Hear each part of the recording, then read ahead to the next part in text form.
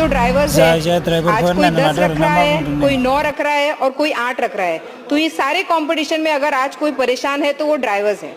जैसे ओला, उबेर, रैपिडो जो aggregate startup के नाम पे जाना जाता है, उनके लिए 2025 मई में कुछ पॉलिसी रेगुलाइज की गई थी, लेकिन आज तक वो पॉलिसी इम्प्लीमेंट नहीं हुई है।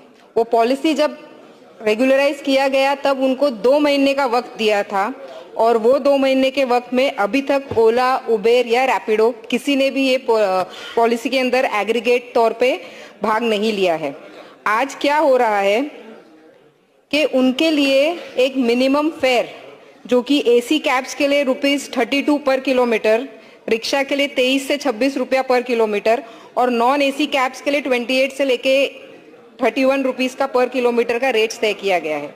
लेकिन आज का जो मिनिमम फेयर्स ड्राइवर्स को दिया जा रहा है वो 8 से 10 रुपया है और इसी के चलते आज स्ट्राइक ऑर्गेनाइज की गई है ये ओला, उबेर, रैपिडो ड्राइवर्स की वजह से।